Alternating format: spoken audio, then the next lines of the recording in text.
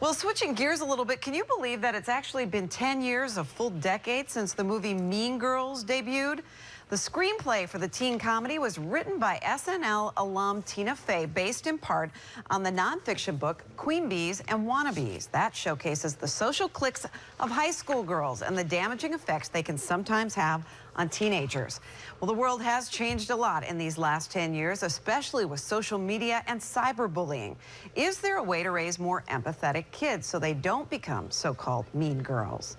Joining me now to discuss that, our expert, clinical psychologist, Dr. Stacey Scheckner. There was a great article that came out in the Huffington Post this week about this very topic. Yes. I read it, and I'm interested because I have a daughter. She's still in elementary school, but you're just starting to see these kind of cliques and these mean things appear. When do you really expect that change to happen between elementary and middle school? Well, parents should expect that around the time, I would say, starting maybe 4th, 5th, 6th grade, your daughters, sons, more daughters will come home and start to complain about their friends. They'll start to complain that they're mean, they're annoying, they make fun of my clothes.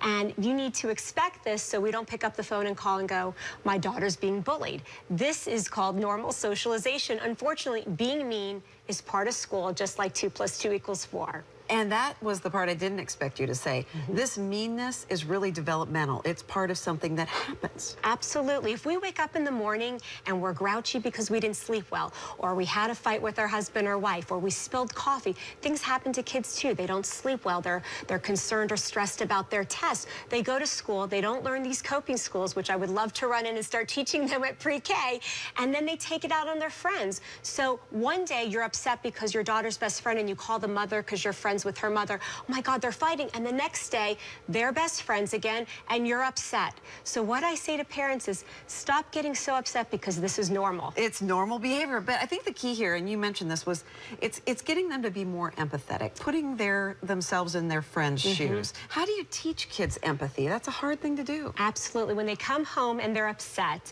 and you sit there, instead of you getting upset, if you're going to expect this now, just like their algebra homework, you're going to sit and talk with them. Why do you think Nancy did that? Why do you think Susan did that? And you get them to see that maybe the other person was jealous. Maybe the other person had a fight with their brother. You see that normally you say, your friend's not going to be mean to you. They didn't know how to cope with their issue, so they took it out on you. You don't make it about them like something's wrong with you. You teach them that, wait, something's going on with the other child. Don't personalize it. So the key here also is forgiveness. Absolutely. Compassion and forgiveness. And it's not all about you. You're not revolving around your son or daughter. It's about other people. They have lives. They have fights. They have dogs and cats who die. Things happen, and it's not about the person. It's not about that something's wrong with you. Good lesson. I'm glad you shared that. Thank you so much. We appreciate it.